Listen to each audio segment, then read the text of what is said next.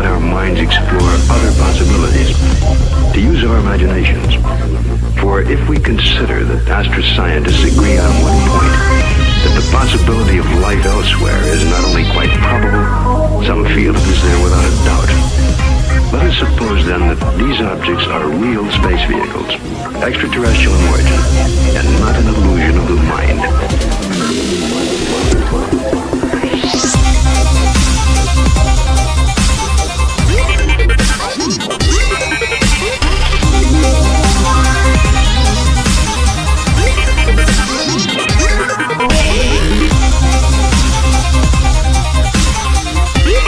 There's nothing to hide. There's nothing to hide at all.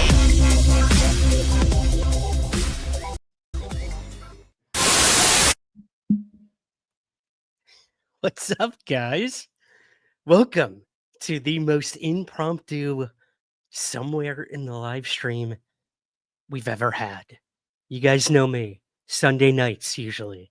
I prepare all week, outline for you guys, covering all the latest UFO news, but that's not what this is at all. This is a completely impromptu live stream I decided to put together for you guys today, this morning. For many of you, I know it's pretty early on the West Coast, getting to be late morning, early afternoon, East Coast, 4 p.m. here in the UK. So, yeah, I have no idea what we're going to talk about, and that's why I'm depending on you guys. This is going to be an Ask Me Anything. So, for anyone joining us today, if you have ever had a question for me, UFOs, my life outside of UFOs, ANOMACON, which just took place this past weekend, our 12-hour live stream that my incredible moderator, Suzanne, and I pulled all 12 hours together for you guys. Ask away.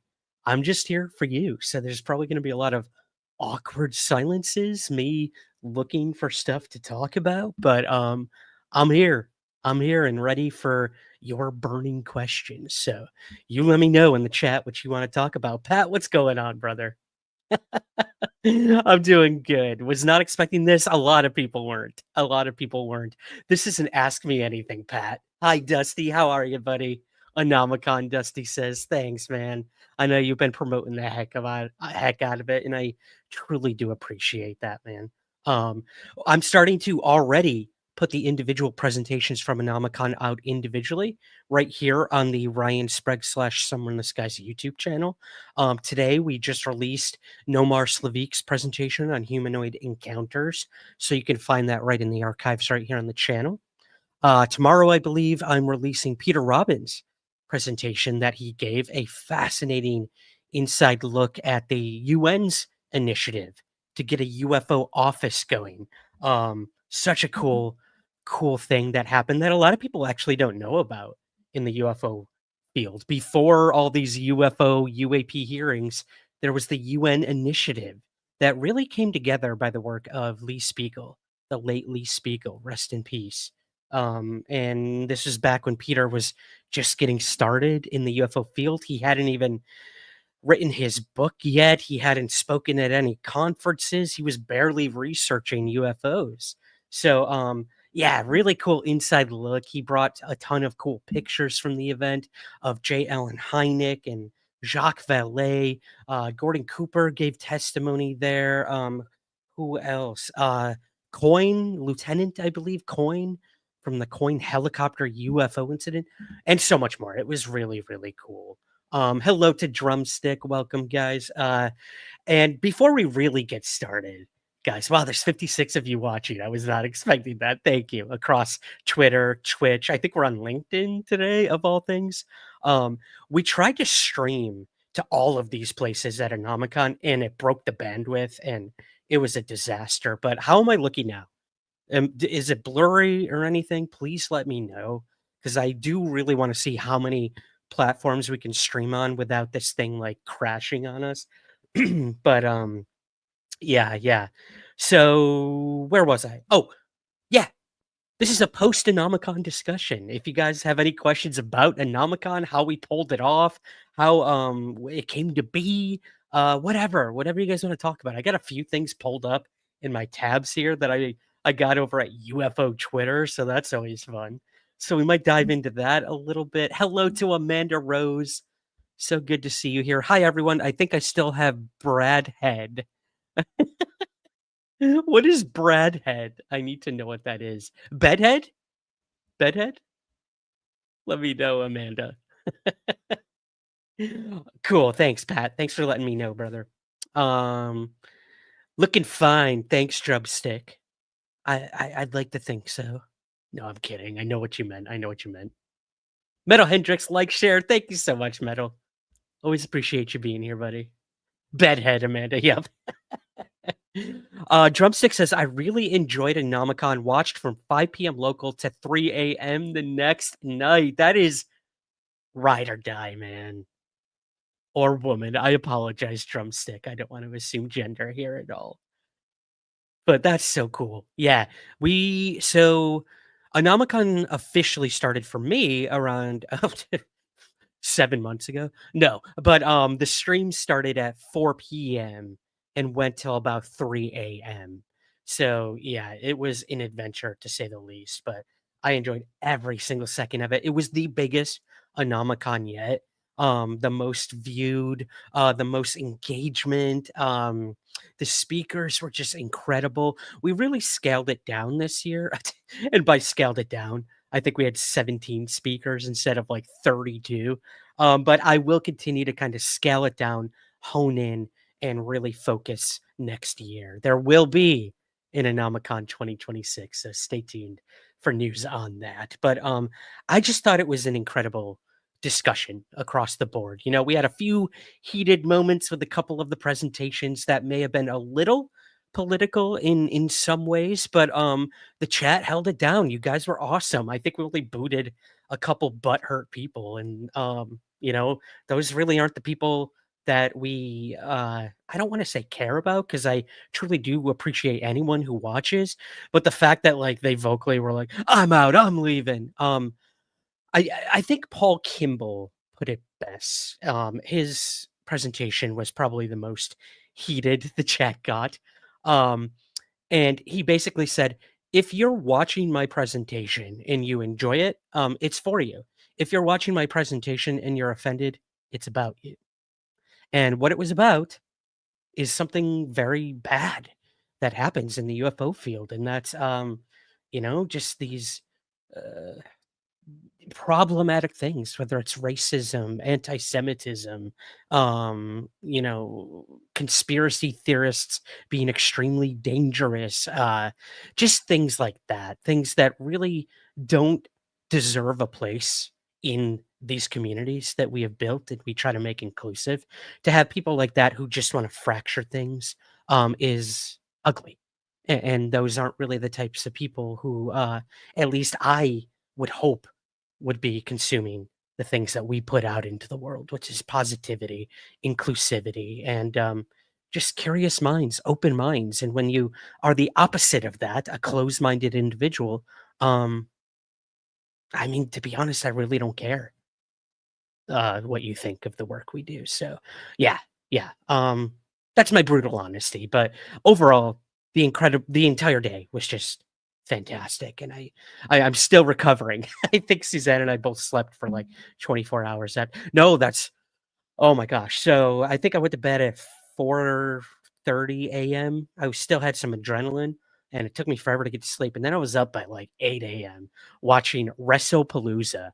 WWE had a pay-per-view during Anomacon, so I wasn't able to watch WrestlePalooza, which was their debut pay-per-view on ESPN there in the United States.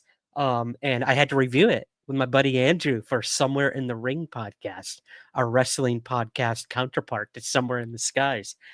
So I was up watching wrestling at 8 a.m., huge pot of coffee, reflecting on Anomacon, watching wrestling, and life is good. Life is good, guys, but I am exhausted. But yeah, yeah, it's gonna be a crazy week for me personally. I don't know about you guys. I've got 3 interviews lined up this week.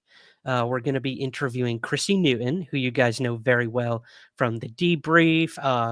She does UFO Project Book Club with Bryce Zabel. She was a co-host of Somewhere in the Skies for a little bit.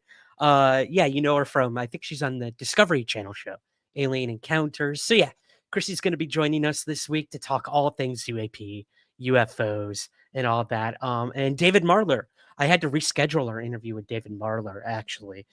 So he's going to be joining us. He's going to be in the National UFO Historical Center during our interview. So I can't wait. He's like, I want to give you the best, representation that I can of the center. So he's going to be recording live with us from there. So that's going to be really cool. And then we have an interesting guest joining us, Becky Ferreira. Now, you guys might not be familiar with that name, but she is the author of an upcoming book. I actually have it right here. I want to get the title right. It is called First Contact, the story of our obsession with aliens. So, yeah, she was so nice to send me an advanced copy of the book. So, we're going to have her coming on to talk all about our search for alien life throughout the decades, the different ways and approaches that we've done it. She has a section in the book all about us, the UFO community, and those who believe they have either encountered, sighted, or had close contact with a non-human intelligence. So fascinating book, really interesting kind of what would you call it? Almost like a human interest sort of book. So I'm really looking forward to that interview. I think it's a little different from a lot of the stuff we cover here. So actually it kind of reminds me of the interview we just did with the gentleman who went to the not the Soul Foundation, the Archive of the Impossible episode. You guys remember that one? That was a really fun episode where he went and embedded himself into a UFO conference for 3 days as an outsider. Fascinating conversation. So yeah, you survived. Anomacon, I love it. Jay Rosenberg, hello, welcome. Scale it down and focus on UFOs. I get it, Rosenberg, but man, like Anomacon is not just UFOs. I mean, it's right there in the name of the conference. Anomacon, anomalous. Many things are anomalous. So I want to invite more people into our community instead of kind of pigeonholing us as UFO people, because I think again, if you really zoom out with these things, you can start to see patterns and realize that they all could being the key word be intrinsically linked somehow or anonymously linked. I don't know. So, but I do appreciate that. I am going to try to get more UFO people next year for sure. But I got to fit in some ghosts, some cryptids, and everything in between. So thank you. Thank you for the feedback. And if you guys do have any feedback about Anomacon, please let me know. Put it in the comments, put it in the chat. Suzanne and I love to learn as we're going because we're just stumbling through this. I mean, the first year of Anomacon was a complete fluke. I can't believe we even pulled it off. I had no idea what I was doing. I didn't even know if the streaming platform would work or how long we could stream. Luckily, there's no limit on how long you could stream, but that was something I didn't think about until the day before Anomacon, and I was freaking out. I called StreamYard. I'm like, I'm doing a 12 to 15 to 20 hour live stream conference, and I don't even know if you guys can handle that. And they're like, we got you. We got you. Don't worry about that. Now, YouTube itself only archives up to 12 hours of a stream. So if you guys are watching, you go back and watch Anomacon, thank God the presentations ended at 11 hours, 50 minutes, 55 minutes. And then I did a closing, and then Jim Harold, our master of ceremonies, officially closed out the event. Then we had a song play from the band Sunspot. I noticed when I went back to the replay of Anomacon, it cut off right before Master of Ceremonies Jim Harold kind of got us out of Anomacon. So that was a little unfortunate, but we made it right under the wire at 11 minutes 55 or 11 hours 55 minutes. So thank God we kind of timed that well, I guess. But yeah. So you just missed the closing if you guys are watching an Anomacon on replay. But yeah, like I said, we're going to be releasing all of the individual presentations. Nomar's released today. Peter Robbins is up tomorrow. And then I think next week I'm releasing Dr. Beatrice Valoriel's presentation about her her projects, with transient objects, artificial alien tech out there, possibly monitoring the planet. Crazy stuff, crazy stuff. But she gave an awesome presentation at Anomacon, and I'm super honored for that. um, little business to get out of the way before I keep going here, guys. 76 of you watching. Wow, thank you guys across all our platforms. Thank you, thank you, thank you. The super chat and super stickers are open for this Ask Me Anything. So if you still want to help Anomicon, any super chats, super stickers, PayPal, buy me a coffee, all those donations for this random Ask Me Anything we're doing today, those will continue to compensate our speakers and also go to Doctors Without Borders, the organization that we donated to at Anomicon. So today, any super chats, super stickers, PayPal, buy me a coffees, those will also go to our speakers of Anomicon, and the other half will go to Doctors Without Borders. So yeah, those will be open. Thank you guys. Thank you. Thank you. Just going up into the chat here. Pat says, "Where are you in Scotland?" I don't want to dox myself, buddy. Let's just say that Arthur's Seat looks pretty darn nice from here.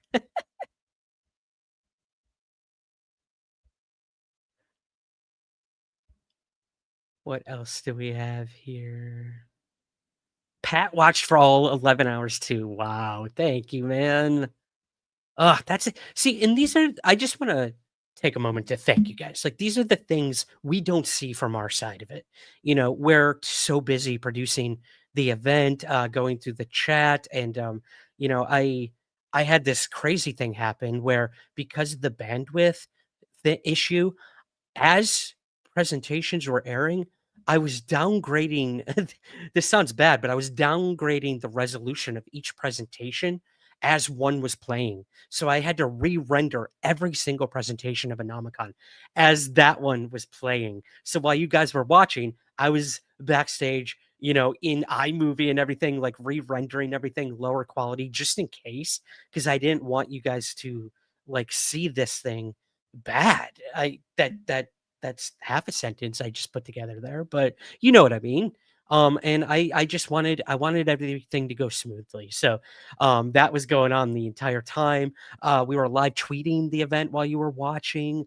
So we, at least for me, I don't know about Suzanne, our moderator, but for me, like, I'm one of those people where I rarely live in the moment, and I'm always looking 5, 6 steps ahead of what's next, what's next, what's next, what's next. And I think it's a detriment sometimes to me appreciating maybe the work I put into something, and kind of like just acknowledging that. Um, I acknowledge you guys, and I appreciate you watching, listening to anything I say, especially me rambling today. But like, we don't see the other side of it. And that goes for Somewhere in the Skies, the podcast too. I never know who's listening. And every now and again I get these super touching emails where people are like, "Did I was going through a divorce, and like your show really got me through it." I had one guy who was literally like in rehab, and he was telling me that every night, you know, not not that it saved him, but it was something that calmed him, and put his mind somewhere else. And look, if I can be a distraction, that's what entertainment is, right? And if I can just be that for somebody, that's more than I ever anticipated or ever expected when I started doing the podcast, the live streams, and Nomicon. Um, man, and that means so much to me. So I want to take a moment for all of you, the regulars, anyone new here tonight. If you watched Anomicon, if you listen to the podcast, if you're watching this right now, thank you. I cannot convey what that means to me as an individual. So thank you. Thank you.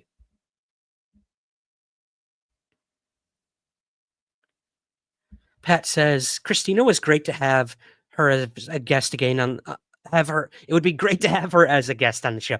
It would, yeah. She did my I believe it was my 2024 wrap up, like a year in UFOs. her and Patrick from Vetted came on. But yeah, I agree, Pat. I think we got to get her back on. She's killing it over there. If you guys aren't subscribed to Christina Gomez's YouTube channel, you really should be. You really should be. Sorry. I get so worked up and I forget to breathe and I start hiccuping. Little behind the scenes. I'm just gonna star some stuff to get to as well here, guys. Metal Hendrix says, anything on that UFO Spielberg movie? I believe they wrapped filming, so I think it's done. Which means there's probably months and months and months and months and months and months and months of post-production. You know, that's editing the movie, putting the score in, putting the audio in, color grading the movie, going through a million different cuts of it, putting it through test screenings, getting the marketing ready. There's so much that happens after a movie is filmed. It could take years.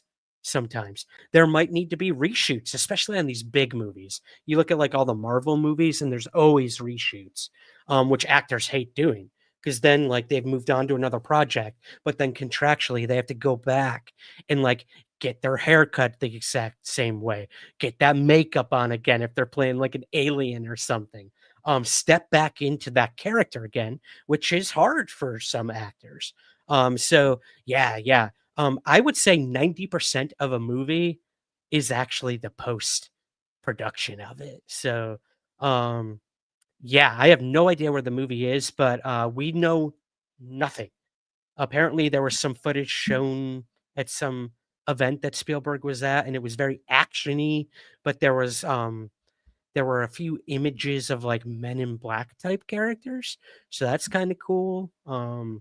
But I don't know. I don't have any more updates. We did post, I think, on our YouTube shorts. Go to our YouTube shorts, guys, if you're watching this on YouTube, of a nun, an actual nun, who posted on TikTok that the Steven Spielberg UFO movie was filming at their what do you call those? Convent, at a convent. And they were using all the nuns as extras.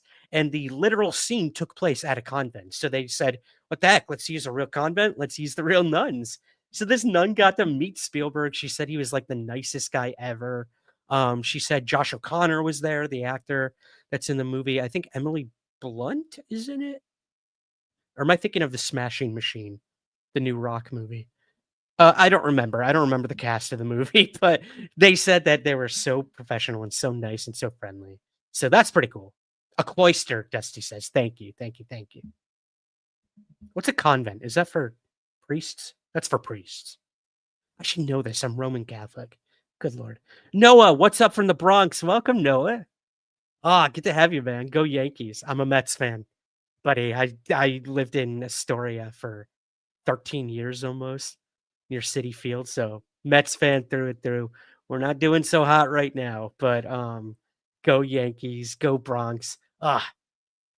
I miss New York, man. I miss New York like crazy.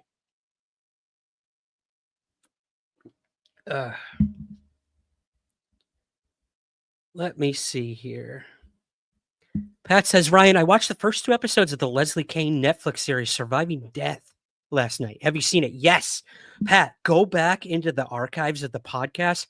I went to Leslie Kean's apartment in New York City when I was living there. And when that Netflix series came out, that same week, I believe it was, I went to her apartment and I got to interview Leslie Kean and Mike Anthony, who's actually featured throughout the Surviving Death series. You'll see him in it. He talks all about his father who passed away and the unbelievable experiences, sort of supernatural experiences he has had about and with his father since then. But yeah, it was such a fascinating conversation. I did two interviews while I was at her apartment. I did one for Somewhere in the Skies that was with her and Diana Pasulka. It was a 2-parter.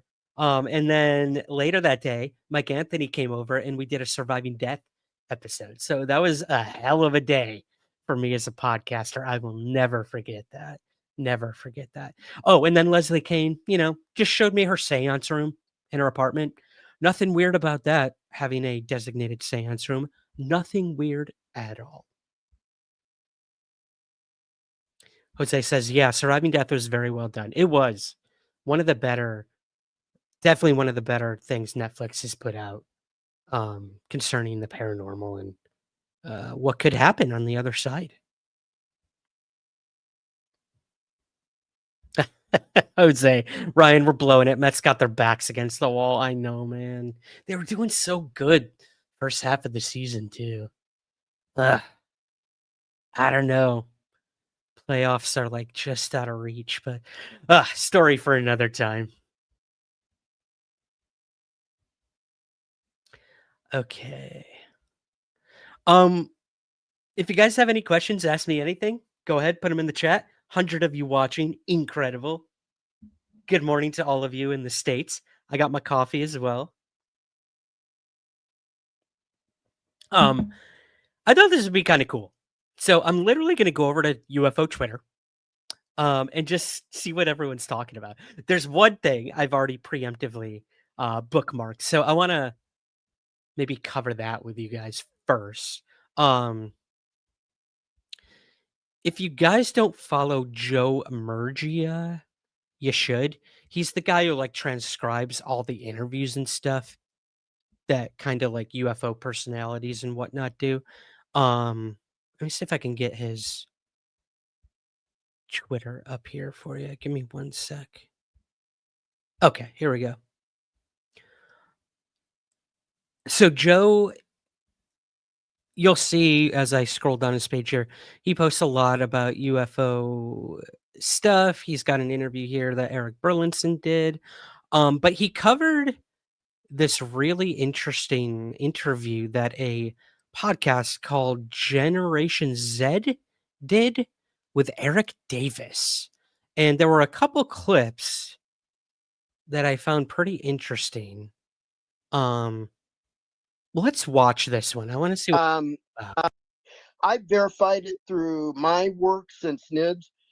And I didn't do it the way John Alexander did it. John Alexander kind of broke the rules the way he did it. It's like the way he took the approach he took to talk to high level people to get information on whether there was a crash retrieval of a crash on the Foster Ranch in Corona, New Mexico.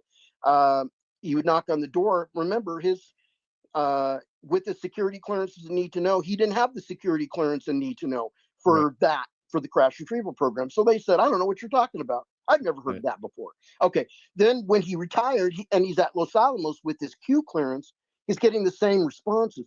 However, I went to the heart of the program and found the right people. And that's a long story I cannot get into, but I found the people. I found a U.S. president. I found an admiral. I found a general. I found program managers at companies who confirmed all of it. And they said, oh, yeah, Phil Corso, of course, he's right. And Dave Grush did too. Wait, what is he saying? Phil Corso was right? I'm interested. I gotta watch this whole interview. I want to know what he's talking about there, because basically it's been proven that most of what Corso said was kind of bunk, but interesting. So he basically is flexing on John Alexander. Said, I did it the right way. I went to the heart of it. Okay. So when are we gonna know about it?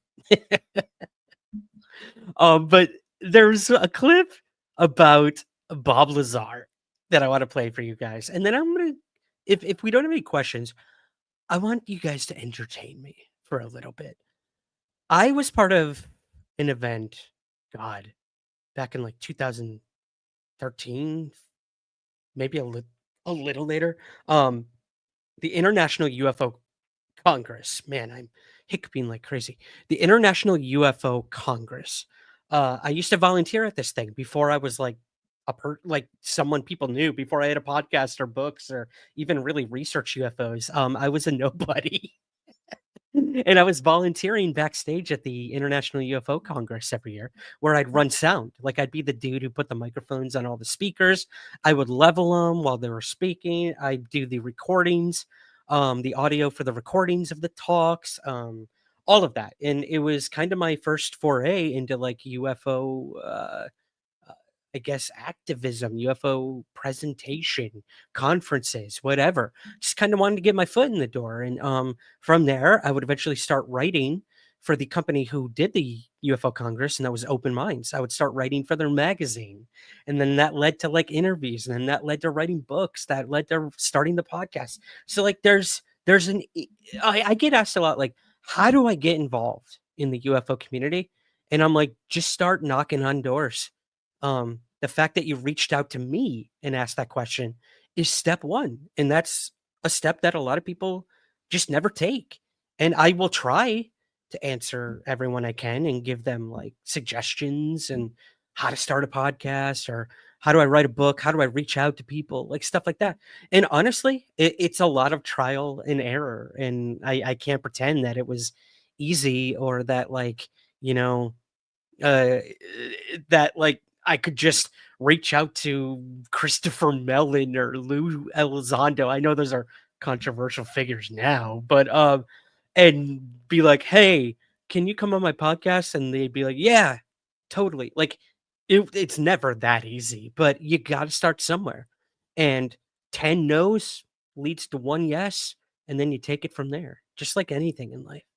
Uh-oh, the blur is back. Is it? Uh-oh. Let's see. Am I blurry, guys? Somewhere in the blur. Yep, I am. You know what that means. I'm gonna get rid of LinkedIn. Sorry, LinkedIn. Bye, guys. Come over to YouTube. Let's get rid of that. And let's get rid of Instagram. I'm sorry. I love you, Instagram. Come over to YouTube. Gosh, I don't know why it does that. Hopefully that will give it a little time, guys. It might take a little while for me to de-blur, but it should start to get a little better. Um, but yeah, okay. Thank you for letting me know, Drumstick. Truly appreciate that.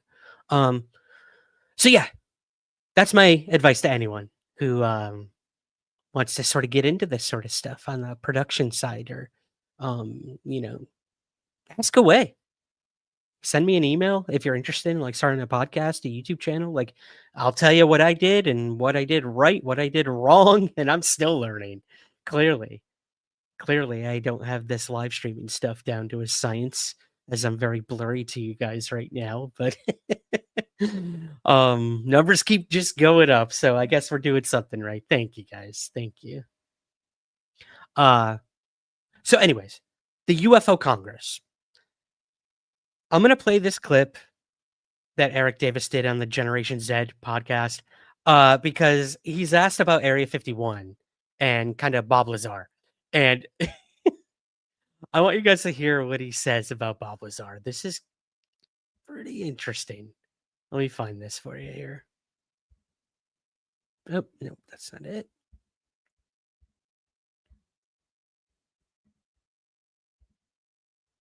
Okay, give this a watch. What is the likelihood that instead of seeing a UFO near Groom Lake, as Bob Lazar and John Lear claimed, what is the likelihood they instead saw some type of directed energy proton or laser beam back in the 1980s rather than a UFO? Zero, because there were no technology of that nature back then, especially at Area 51. Protons were not used, and lasers were, but laser work was done in another part of the country at another laboratory. And Area 51 doesn't have a laboratory to begin with. It's not a laboratory. So the answer is zero. And Bob Lazar and John Lear, I wouldn't put any stock in anything they say, because there are a couple of nutcases. And we already know that George Knapp investigated Bob Lazar, and as much as he's been promoting him over the years, George knows on a private basis that Bob Lazar is a problem. And I've investigated him with a former Area 51 program manager who's a member of the Roadrunners Retiree Association. He knew Bob Lazar's female supervisor, and he got the poop on Bob Lazar's employment, which did not take place in Area 51. It took place in an unclassified logistical support facility way outside of Area 51. He never had to fly take a Janet flight out there. He stayed in Vegas. He worked from Vegas. Got And you. then he ran an illegal prostitution operation at the same time. Yeah, there's some, I know that people that have promoted Lazar don't like bringing that aspect of his life up, but I think it's But fair that's to bring it. that's how you do, yeah, that's how you do forensic profiling. We're not saying he's a criminal. It's Right. just a profiling of somebody who's made outrageous claims, which everybody at Area 51 are looking at each other like, what the fuck? And Right. and so, and then you got George Knapp, who's promoting him a lot. Um, he has said, so what the fuck? But he just kind of says, well, you got the story. But I think George is missing a beat somewhere, and I'm not sure why. He knows all the people I worked with who investigated Bob Lazar, and that includes Colonel John Alexander, or Dr. John Alexander, Colonel, U.S. Army retired, who was responsible for Bob Bigelow hiring me at NIDS in July of '96. Got you.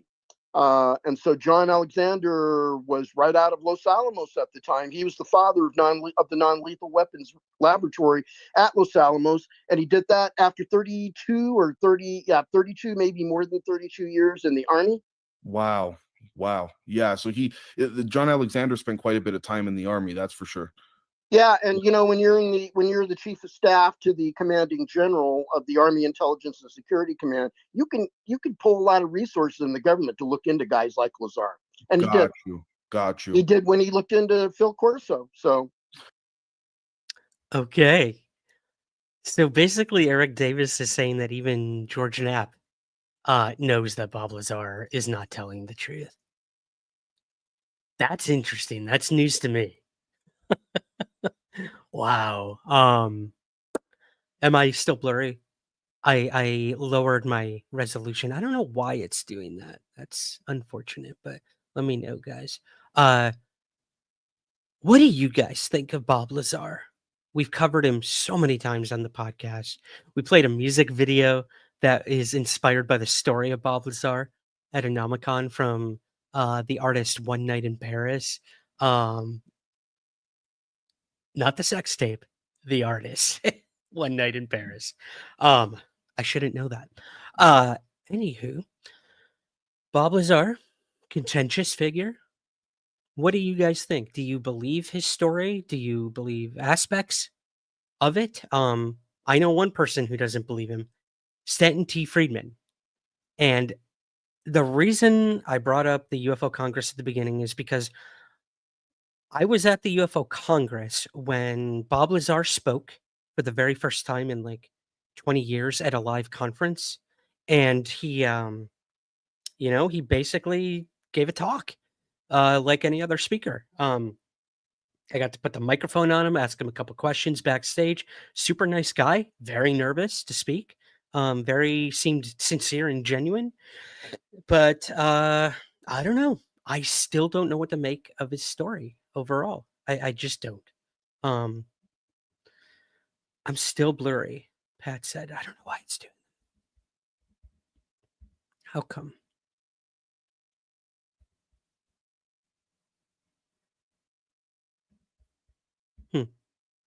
Hopefully it'll get better. But oh man, it's just my camera now for some reason. What is happening? I don't know. Thanks for sticking with me, guys, even though I'm a pixelated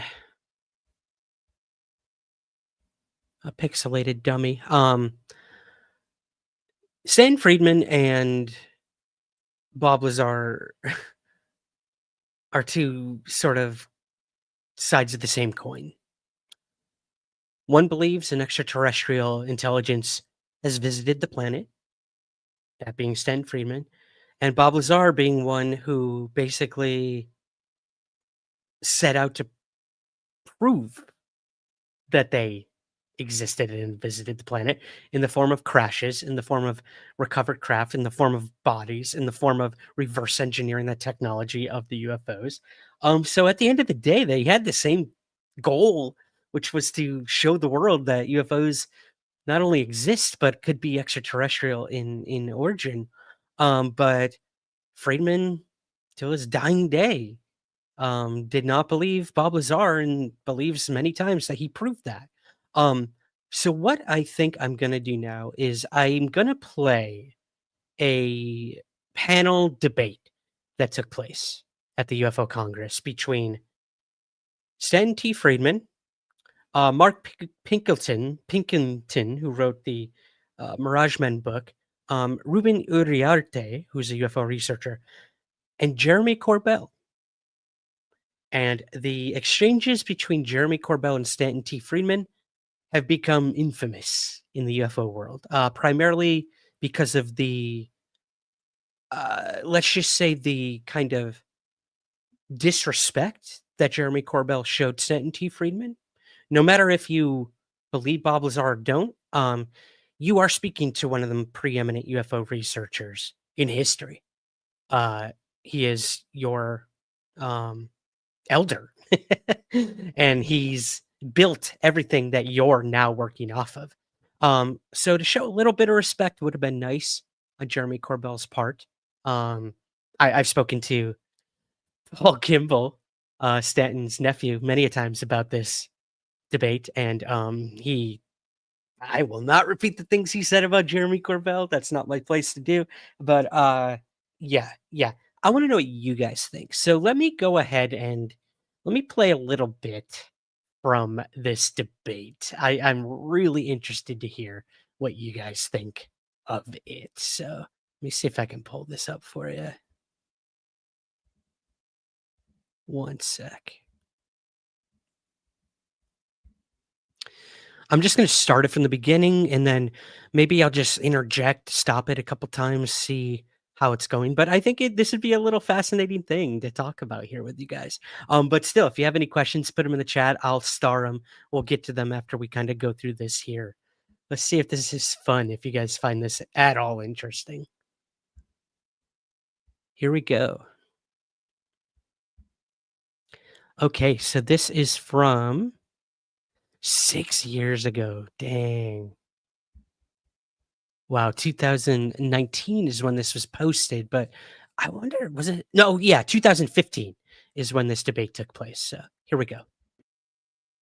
So, Jeremy, you talked about Bob Lazar during your talk and your feelings about his case, but I guess now that we had that Q&A last night, if you could kind of reiterate your feelings, and also because you've been involved with a lot of interviews with him lately and seemingly have become a friend of his, but also maybe what you thought of the Q&A. Well, in what you just said, my feelings have nothing to do with the Bob Lazar case. I looked at it and have been looking at it not through a standpoint of feeling. Bob is a friend, and that has nothing to do with why I believe Bob Lazar, and has nothing to do with feelings or emotion. It has to do with spending years and years and years investigating his case and being able to see it from every angle from the inside. There's so much misconception about his case. I think it was great that he came up on stage. I mean, you have no idea. My mentor, George Knapp, he's the guy that really helps me with all of my investigation, all of my work, not just on the Lazar case. He had to literally drag Bob. He was so terrified of you guys. And I honestly, it was unbelievable. I asked him to sign a few posters. I have a short film out about Bob that we released 2 nights ago. And he was like, he wouldn't sign the poster. He was like, are you sure people want they don't want a clean one? They want my autograph on it? Like, Bob, let's get to the actual like your story. They like who you are. I want to find, okay. Looks like Stanton starts talking around here. With an empirical eye. So I hope that's why you're clapping, but Bob's gonna love it. He's gonna love it. So It's kind of funny that should happen right before we get to, I think what many people would feel is Bob's #1 skeptic. He get to Mark. Well, I just wanted to echo what Jeremy said. You got to investigate. You got to check the facts. You got to go after the evidence. And I know most people believed him, but you didn't ask them what it is they believed. So we'll talk about that. What I don't believe that he has said. Great. That's going to be a lot of fun. Stanton, you did a Mirage Man thing here on the audience. You said, you know, what are they applauding for? Am I wrong? And I would like to hear the applause if yes or no. do you believe in Bob? What you mean is you believe he back engineered alien spacecraft. Is that right? Okay. I just want to make sure that Stanton knew and I knew what you were applauding for. No offense, but I don't want anything twisted. So. That's fair. Okay, can I Go ahead, Mr. can I Friedman. untwist? Do what you got to do. Okay.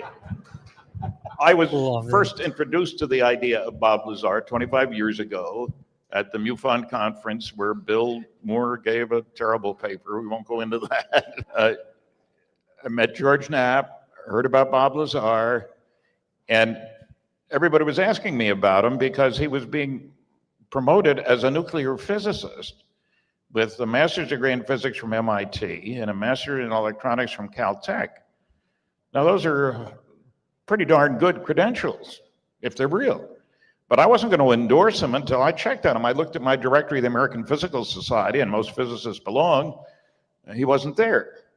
So I started a probe. And where I have a problem is every time I checked, I found he wasn't telling the truth. Now, this is about Bob. This isn't about what he was doing, because he really wasn't saying a lot about what he was doing. And they're two separate questions. I talked to 5 people at MIT, nobody ever heard of him, including the physics department and the place that has a master's thesis. The legal counsel said there's no way for the government to wipe out anybody's records, which was the argument why anybody couldn't find anything. The legal counsel is sure, MIT's been doing classified work since 1940. I mean, it's not something new for them. Caltech never heard of him. I asked George Knapp, or George Knapp gave me Bob's high school. It's in New York State, Long Island. And so I called them, had a call back when Gal dug out his records. And I said, I'm getting different information, about what his background really is. So briefly, the conversation was, well, let's see, I have his file. He graduated in August, not with his class. That usually means you failed a course, Okay. He took a lot of science courses, didn't he? She says, chemistry. What else? Chemistry. Okay. Was he valedictorian of his class? It doesn't mean you failed the course. It may be you didn't take a class and do the required credits. That's, again, a thing that doesn't quite make sense. But Wait, I feel you. let me continue. finish it. Yeah. Good point. Good point. He didn't have any other science courses. Then I asked, was he valedictorian? No, she laughed. And I have to give you the background why I asked that question. I was valedictorian in my high school class in Linden, New Jersey, 1951, a long time ago. And I was accepted at MIT, except I couldn't afford to go. Tuition was $950. What is it, 27,000 now? So I resented the kind of implication that this guy had graduated from one of the top schools in the country, and MIT qualifies. Was he in the top 10 in his class? No. Top 50? No. Now she's laughing. Top 100? No. He was like 265 out of 366, which is the bottom third. Okay, but can we cut to the chase here? Well, he's The getting to point the... is that the notion that he went to MIT doesn't stand up. Nobody could find him in a yearbook. None of 5 people there I talked to, including the registrar, had any connection with him.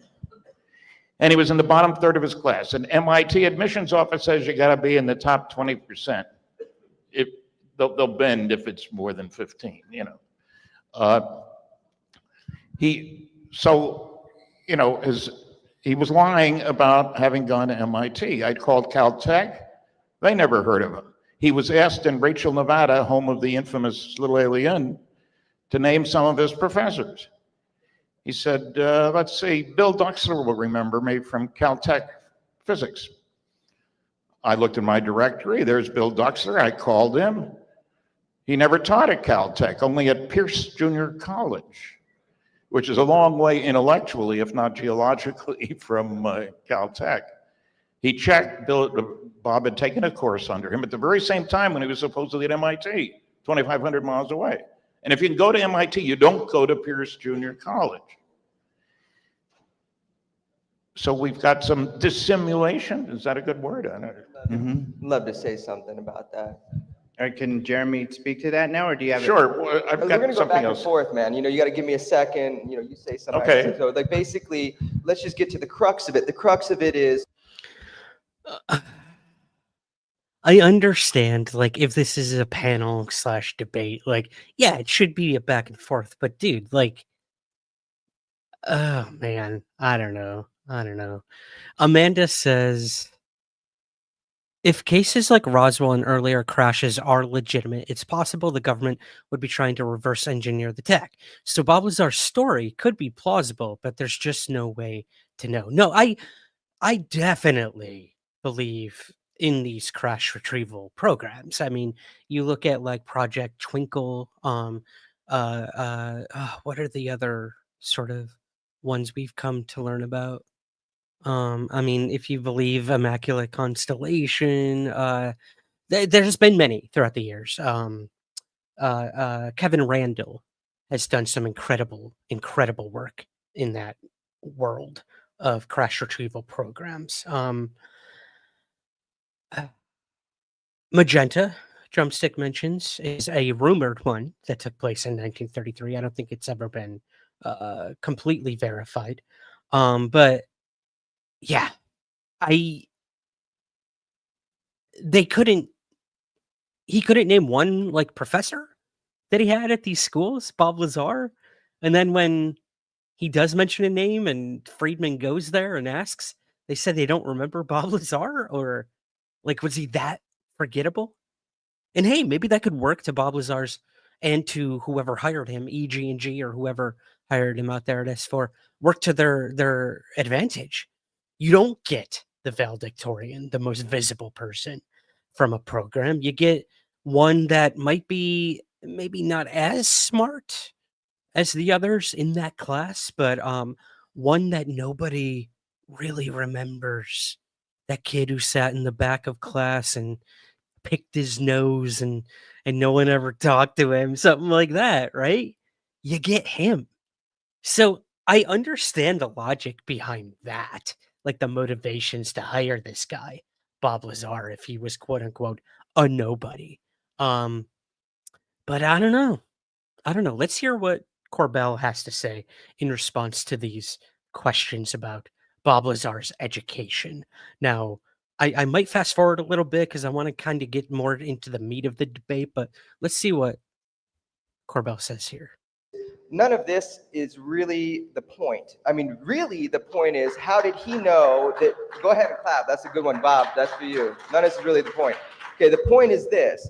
How did Bob know that on Wednesday over Papoose Dry Lake that there'd be something? I didn't say he wasn't know, there. I know. So we're talking about things that aren't important. So, but let's get to the chase here. Let's get to the chase. No, wait, I think Stanton is about to say something But that did he you're work going to at Los find Alamos? surprising. Isn't that the deal? Didn't he? Well, work I at- checked on his working at Los Alamos. Right, and I George saw the Knapp- phone directory. It says K/M after his name. Right. And that means he worked for a subcontractor, not for the lab. So George Knapp is lying when George Knapp said that he went in with Bob Lazar and that he had the run of the place. He took him into the particle accelerator, that every employee knew him, that he's interviewed a number of people that have worked there with him, and that he worked on special projects. George Knapp is lying? I'm saying Bob is lying about having degrees from MIT and Caltech. Okay, great. Keep your eye on If the a prize. person lies, why should So that person in the audience who yelled, "Who cares?" is an idiot.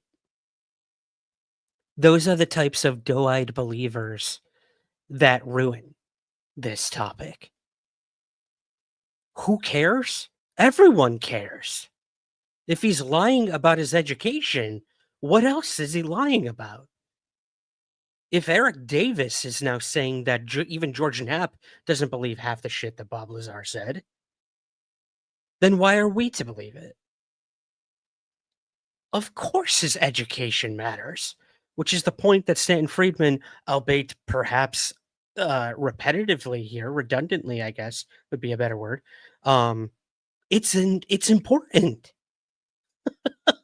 Who cares? And then people clap. Like, I was backstage during that, guys. And even back then, I still believed Bob Lazar. I don't know what I believe anymore. I don't disbelieve him. I don't believe him. I don't believe in anything anymore, to be honest. I'm starting to go with the facts lay a lot more than I used to. And that doesn't mean I'm a debunker, doesn't mean I'm a skeptic, doesn't mean I'm turning into Mick West, none of that shit. So save it. Don't even go there. I'm still 100% into this topic. And I have a curious mind like everyone else. But we need discernment. And that's what Stanton Friedman is doing here. Who cares? That pissed me off so much. And then people clapped. Oh my God, come on, man.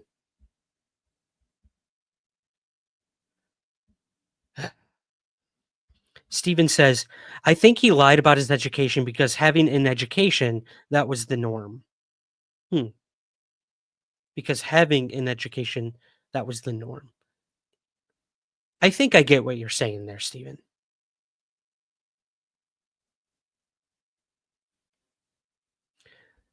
Yeah, no, I agree with this. Like, Edward Snowden is credible with a GED. Yeah, but also Edward Snowden, like, was able to prove everything that he brought forward. He is an actual, official, federal whistleblower. Bob Lazar could not prove anything that he brought forward. And even Friedman is admitting, like, yeah, Bob Lazar could have gone out to Papoose Lake and known when these test flights of things were going on. That's how he was able to get his friends to go out there at a certain time and they would see quote unquote UFOs. Yeah, because they were doing scheduled tests at the same time once a week or whatever. Anyone could have done that. Anybody could have done that. I'm just playing devil's advocate here, guys. Let's see what Corbell has to say back here. Should you believe what he Right. says about Totally. anything? You've never lied to get a chick? Okay, so I'm just saying. Was not expecting I'm just that. saying. Stanton, would you answer that question, please? We've all done it. No. Okay, so look, let's just cut to the chase here so we don't waste time with everybody going through what's been said for 25 years, diluting the issue. I can't swear, do I care about if Bob Lazar went to MIT or Caltech? Well, a little bit. Do I care if he worked at Los Alamos? Yes, I do. Because if Bob Lazar worked at Los Alamos, that's kind of rational for me that he's a scientist. Wait a minute. Oh, wait a second. Oh, he could be a janitor. Got you. A janitor that has access to the Maison facility and everybody there works with him and knows. The Maison facility isn't classified, my good man. Right. That's okay. Great. Everybody who works there has a clearance. So your point is Bob's not a real scientist.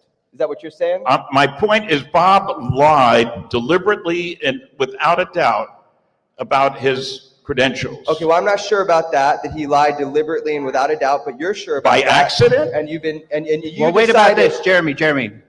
So when it comes to the education, okay, you talked about how you just said, Stanton, that Bob Lazar lied, and so you can't believe anything he said. It makes me very wary of what he said. He also lied, I believe, about saying that they had 500 pounds of element 115. So it can't be proven that he's a scientist, although it doesn't mean that he didn't work at Area 51. It can be proven. I have And video I just have a follow-up question, but the question is related to Richard Doty. Richard Doty was the first one to mention MJ-12 in a document that he says is hoaxed. Did you ever hear me cite Richard Doty as an authority for anything? You've admitted he's a liar. If he's a liar and you can't believe what he says, then why can we believe MJ-12 is real? Because if you read my book about MJ-12 and my articles, I don't depend on Richard Doty at all. I consider him a disinformation specialist. What about William Moore? I mean, we we know he lied to the UFO community. You wrote a book with him, right? What? Oof.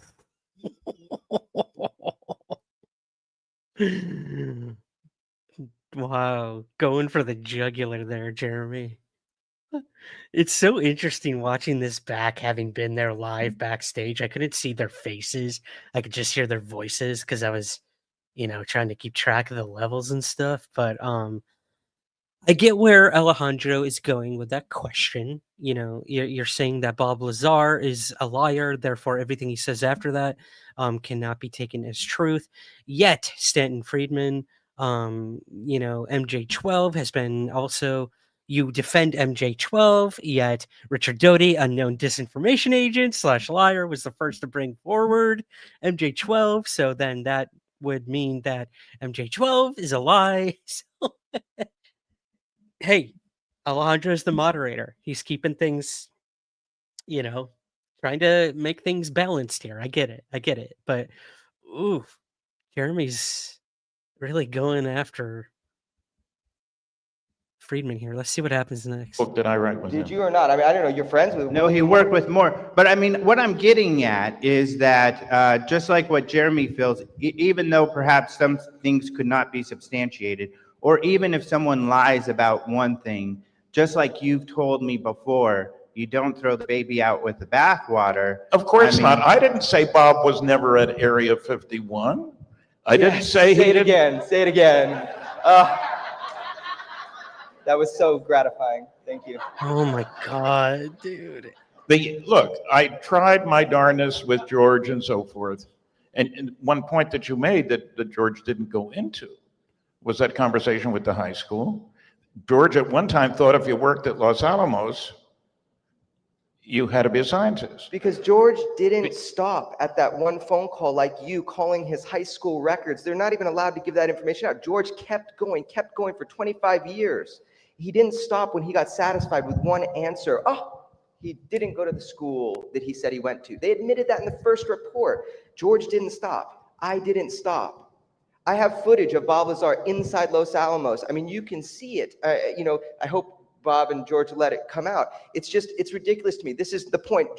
We're missing the point. So, do we have that footage? Does anyone know of Bob Lazar in Los Alamos? Jane, I'm asking you. Do we have that footage? Do you know? She won't talk. She won't talk. Because if that's true, if that was in Jeremy Corbell's Bob Lazar documentary, I would like to go back and see that. That would be interesting. If he's just like willingly being allowed access into Los Alamos. Do you need a clearance to get into Los Alamos? I don't know. I don't know. Okay, let me fast forward. I want to see what happens towards the end of this, guys, and then I'm going to get to a couple of your questions. Then I got to start wrapping things up, unfortunately. I hope you're enjoying this. I hope this was somewhat worth your time today. Let's see. Let's get past the education stuff. I'm going to go to where YouTube says the most popular part of the video is. Let's try about... Oh, why is Corbell putting his hands over his face here? Polygraph test? Yes. I'm presuming he did. What is it we have to say about that? I'm satisfied that there is indeed an Area 51, and that it has, I'll call it spacecraft, for want of a better term. No better place in the country to put it. And it was built to do highly classified work before there were spy satellites, I might add, where you thought you could hide, but you can't now as easily. So what he was doing out there, I don't know. His explanations yesterday were very crude, having worked in industry for 14 years, about what he was doing.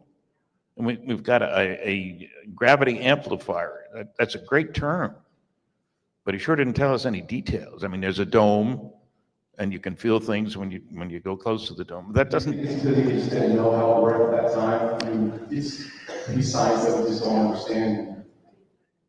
I don't know how much what he did was science and what he did there. Well, has he written a paper about what he did when he was out there? Why are people... What is it you want me to say about him? Yeah. He was an interesting Honestly, guy to I watch. want you just to... Well, why are they bemoaning that? Like, were they so taken back with how passionate Corbell is in defending Lazar that they're bemoaning this guy who's been investigating this stuff for 55 plus years? Yeah. Anti-gravity technology sounds pretty damn interesting. Element 115, interesting. But like, where's the science behind it?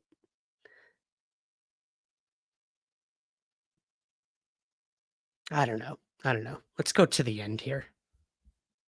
To stop saying the same thing that has nothing to do with the reality of the story. The story is George Knapp has followed this story for 25 years compared to the 25 minutes, man, that you've done. And George Knapp is telling us, 25 minutes, Corbell, seriously. not only does he believe Bob, but he's verified. I'm not saying it's not possible. Okay.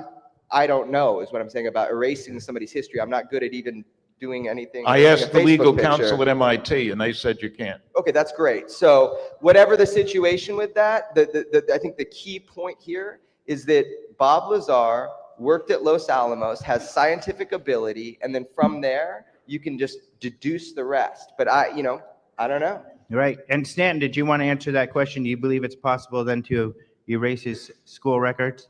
Not according to legal counsel at MIT, and I don't know who else to ask. There are loads of good sightings. We have to expect that any advanced civilization, or plural civilizations, uses technology about which we know nothing. We're not the smartest guys on the block. We haven't had technology very long. It's one of the things I argue with the SETI people about. You think aliens are stuck at our level of radio communication when we've only had long distance radio since 1901? I mean, I think love they're when Friedman beyond that. gets into stuff like this. So let's see what Corbell has it's to not say. a question of His what you final start words. with, gee, how could they do that? How could I do that? How could I duplicate that? And Bob is curious. It's okay. We'll let him work on it. My final comment is very simple. I know Bob Lazar. Bob Lazar is the most kick-ass, amazing, crazy, out there scientist that I have ever met. And I've chilled with nanotechnicians and nuclear physicists and a bunch of people. And I got to tell you, Bob Lazar is doing some of the most interesting work. He was painting some sort of radioactive isotope onto ants without killing the ants so that they can be tracked the other day. Who gets contracts like that? Well, scientists do. And I mean, creative people do. I am a very creative scientist, actually. So I'm just want to say, Bob Lazar is the most badass scientist you have ever heard of. For those of you that doubt his story, good. Weaponize that. Find out for yourself. Start digging, because we want to get more from Bob, man. He doesn't want to give much. We want to get more from him. So do it. That's my final statement. Okay. Final statement. Bob Lazar's painting ants. Okay. That is interesting. I'm not going to lie. I'd like to learn more about that. Okay. So I know I was bragging a little bit on Corbell. We used to be tight. If he ever texted me or like called me up tomorrow, I'd go get a beer with him. Like, it is what it is. But I look back at an event like this, and I think it's more of, I miss the days when we could have these debates, no matter what it was about. Lazar, Roswell, you name it, anything, literally. And we could be friendly about it. Like, yeah, I see people in the chat are saying like Corbell's arrogant, disrespectful. I do agree. I think he was a bit disrespectful to Stanton during this whole thing. I think the audience was even more disrespectful, to be completely honest. Like, fuck them. But that being said, I miss these days when you could just have a debate and it was okay to have a different opinion. Doesn't seem to be the case much anymore, especially on social media, especially on UFO Twitter, even. So yeah. I don't know if you guys got anything out of that. I thought it was an interesting kind of look back at a different time in ufology, even back in the innocent days of 2015. But it definitely filled some time during this thing. Let me go to the chat and see if you guys have any questions. This was kind of fun, just doing this informal thing with you. Maybe we'll do more where we'll just pull up old talks or debates or whatever and talk about him. Amanda asks, any word on the Age of Disclosure documentary and when it is coming out? I feel like it would have been nice to come out around the hearing. Agreed, Amanda. No word whatsoever. There was some stuff going on behind the scenes with a lawsuit between Lou Elizondo and the guy who made the film. I don't know. Seems like everywhere we turn, these UFO people are suing people for God knows what. I don't give a shit. I don't care. It's not interesting to me. Screw it. Whatever. Age of Disclosure, anything said in that documentary is irrelevant at this point. So I think they really shot themselves in the foot, and either they couldn't find a distributor for it, or they got a little too confident and thought, no, we're gonna wait for the big guns, and those big guns ain't never come. So yeah, I don't care. I have no interest in the documentary. Anything in it is not disclosure at this point, since it came and went and disclosure hasn't happened. Disclosure is an illusion. It's not a real thing. You don't need the US government to tell you a truth, their truth behind UFOs. Discover it yourself. For every person I've interviewed or spoken to who's seen a UFO, had an encounter, they've had their own disclosure, and that's all that matters to them. That's all that matters to me. So I'm sure it's a interesting documentary, but it's not one I care to see. It's not one I care to promote. So yeah, I know that sounds a little depressing, but yeah, I just, who cares about the Age of Disclosure at this point? Jake says, looking forward to you delving a little into Hestelin, very famous in Norway, still almost invisible, the epitome of epistemological concealment. Dude, I cannot wait to talk to Earl P. Strand about it. So, Erling P. Strand, excuse me. So, yes, be on the lookout for that in the near future. Still trying to set up a date and time with him. I'm the one who hasn't set it up yet. So, that's on me. But yeah, I'm really looking forward to it. For sure. Thank you for asking. UFUK, Asik goes, interesting handle. What happens after death? Where is the science? Good question. I don't, I was thinking about this. When you have these like profound moments in the weirdest of places, I was literally like shaving my beard the other day in the mirror. And all of a sudden, I just was like, wow, not a single human being in the entire record of human history knows what happens when we die. Currently, in existence and reality as we know it. Yes, we have stories of people who have gone over and come back. But again, we cannot scientifically prove any of that. So if we are looking at it from a scientific standpoint, as you say, where is the science? A lot of science is being done, but on what happens once the brain literally shuts down and consciousness ceases to exist, as it were. Again, it's so subjective. So subjective.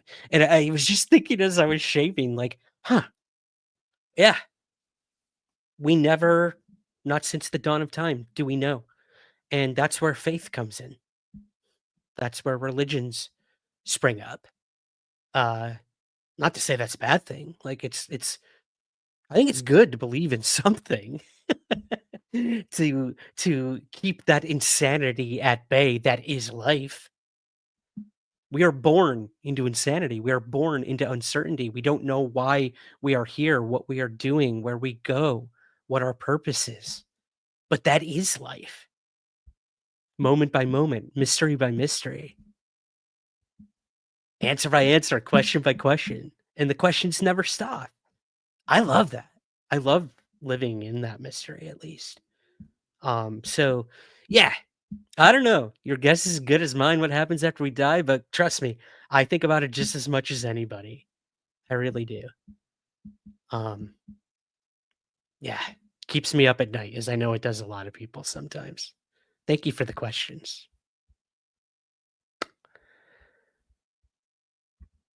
Amanda says, with a lot of science being done now and the new discoveries, I think we might make the most progress in the UFO topic with science these days. I think you're right, Amanda. A lot of good science is being done. You look at Beatrice Villarreal, who spoke at Anomacon recently. You look at Avi Loeb. You look at, and a lot of people think both of them are a little too on the fringe, but you go even more mainstream and you've got a lot of scientists looking at this topic. I've interviewed a bunch of them on the show.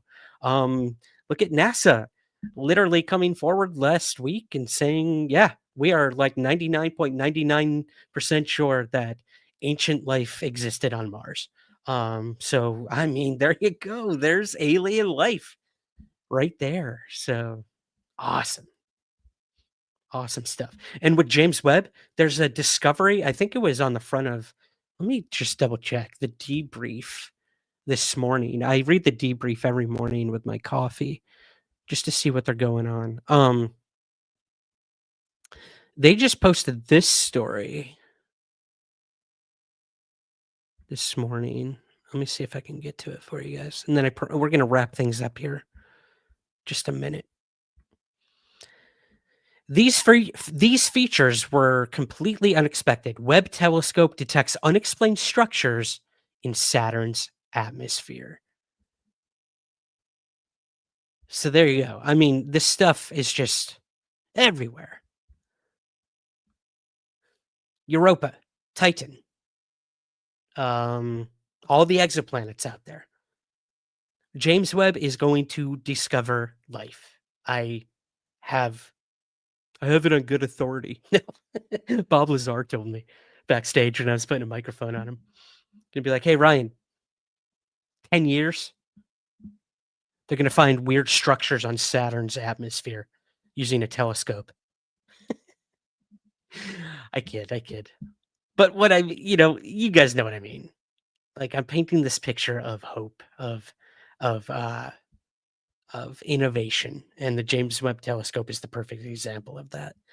And we are discovering insanely interesting things every day with that telescope. So, yeah, that's where my money's at. James Webb, for sure. And then if we can prove that life is out there, whether it's microbial or intelligent or somewhere in between, somewhere in the skies, it is then that convergence with what many on this planet believe that they have been visited. And then we can start to work on that anecdotal aspect of it all. Make it all into a big soup.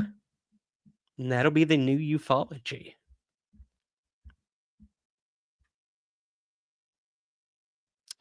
Okay.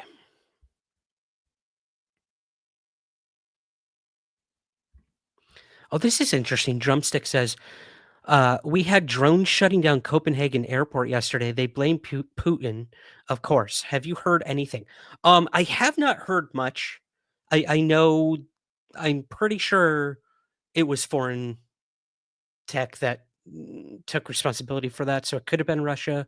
I mean, you look at what was going on recently with what was it, drones or missiles being over somewhere else over there. But yeah, drone invasion seemed to be happening over in Europe again. So who knows? Maybe they're going to end up back in the US in no time. Hello to Bill. Pat says, what's your view on Farsight? I haven't made up my mind about them yet. Is there a there? What is Farsight? I am not familiar, Pat, with what Farsight is. Hello to Terrence. Good morning from New York. Ryan, how do you wake up so awesome? Also, where do we turn for more answers on the unexplained? How do I wake up so awesome? That is an extremely very flattering question. I don't, Terrence. I can guarantee you that. I wake up stumbling, one eye closed like sloth, and I drag my butt to the coffee machine and take it from there, man. One pot every morning. But yeah, my morning routines are pretty simple. I get up, I drink my coffee, I go right to my emails and see what came in overnight. Because living in the UK, a lot of the world is just kind of wrapping up their work days and whatnot while I'm already asleep. So by the time I wake up, I've got a flood of emails from like America usually that I have to respond to and stuff. So that's a one thing I've never gotten used to. I've been in the UK now for 2.5 years, and I'm still not used to that 5-hour time difference with the East Coast, let alone the 8-hour difference with the West Coast. So scheduling interviews and stuff is hard for the podcast, but we make it work. We always make it work. And it's because I love what I do. If I have to stay up till 2 in the morning to do an interview with someone in California, I'm gonna do it. Like that's what you do. It is my job. So yeah. Yeah. So waking up awesome. I wouldn't go that far, buddy, but that is extremely nice. I like to end every day awesome, though. That's for sure. And right now, I end my days with watching Downton Abbey because it's my favorite show. Usually have a glass of wine, relax, watch some Downton Abbey, and call it a night. That's what I do. Where can we turn for more answers on the unexplained? You ask as well, Terrence. Um, right here. Right here on this channel, buddy. We got endless material for you. Go watch 12 hours of Anomacon. We got some awesome, awesome stuff for you there.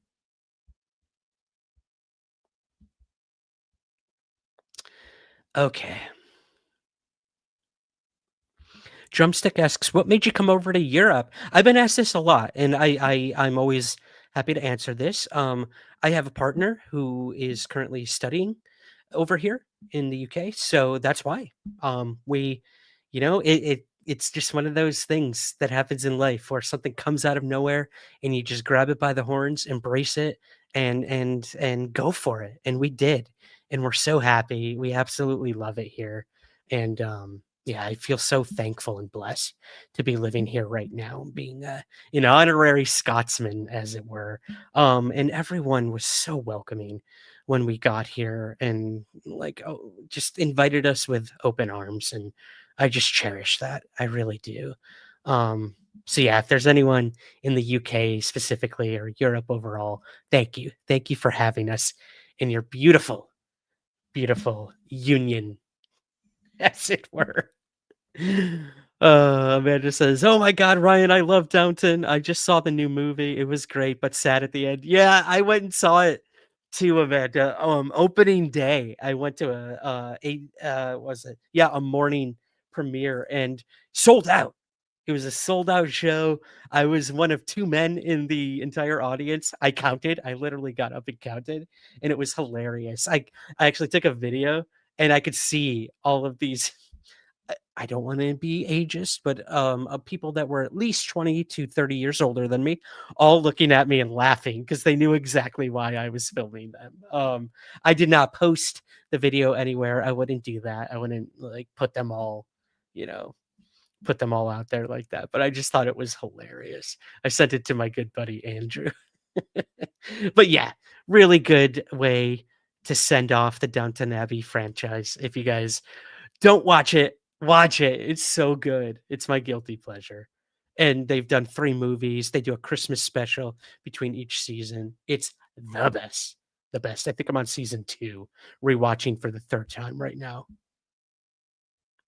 Yes, I have, Bill. I have seen the new Downton Abbey movie. Pat asks, and we're going to wrap up in just a second here, guys. Thank you so much for the questions.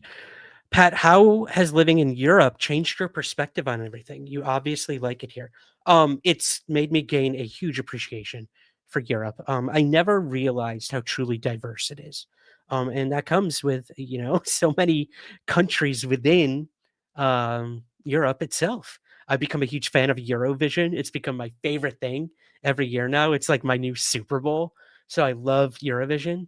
If it's even going to happen this year, story for another time. But yeah, I've gained such an appreciation for being here, and there's a lot of similarities between North America and Europe, but there's so many small intricate differences too, which is beautiful, you know. Um, I can't just go to the store and get let's just take like the most basic example. In the US, if you have like acid reflux or something, you take an antacid called Tums. I can't go to the store here and get Tums. I got to get Rennie's or little things like that. I can't go and get the regular cough suppressant medicine I would get. I got to get chesty cough, they call it here. So just, I don't go get lunch, I get a BAP. So I love it. I love it. There's just all these little things, and it's just awesome. It's awesome. It makes me miss living in the United States for many reasons, but it makes me also love living here. So yeah, it's so cool. I love it. Midsummer Murders is good too, Terrence says. Ooh, love it. There's also that new show that takes place right here in Scotland. Department Q, I think it's called, or something like that. I gotta check that one out for sure. Okay. I think there was one more question here. Oh, nope. I'm just running through one more time, guys. Oh, the blur is gone. Finally. Good. An hour into this. Hello, Riny Horn. Good to see you here, my friend. We're just wrapping things up, but you can go ahead and watch the replay as well. This was just an impromptu live stream, guys. I might do more of these in the near future. The poll, Pat says. I put a poll up. I totally forgot I did that. What did I say in the poll? What was le poll?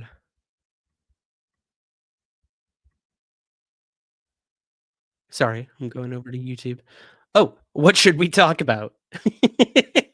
Out of 29 votes, 66% said UFOs, 7% said Anomacon, 3% said wrestling, 24% said anything we want. Well, that sounds about right. What we covered tonight, mostly UFOs, a little bit at the top about Anomacon, no wrestling. You guys want to talk WrestlePalooza? Nah, we're not going to do it. 24% said anything we want, which is what we did, guys. So thank you.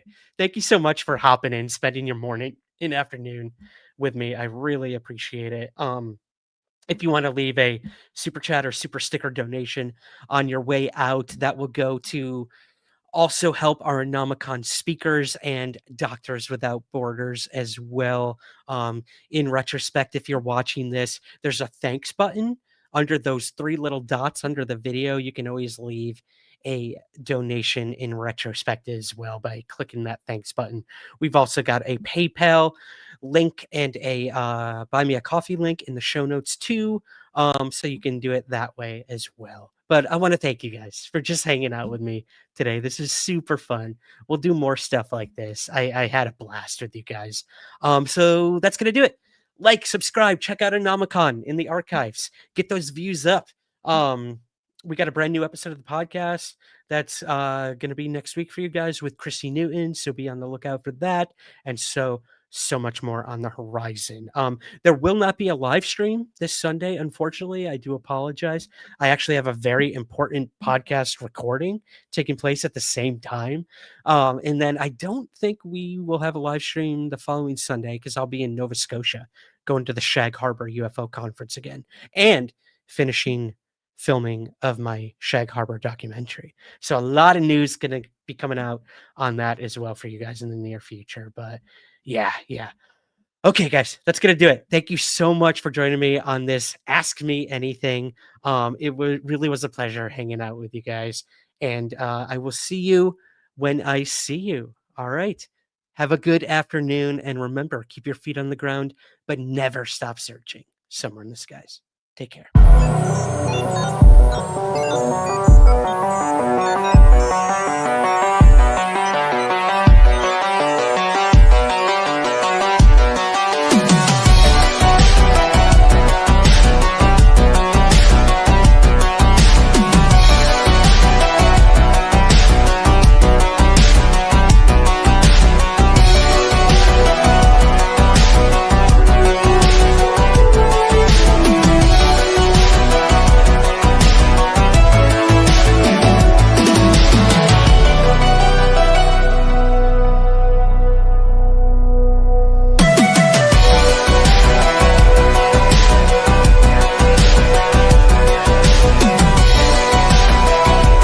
There's nothing to hide. There's nothing to hide at all.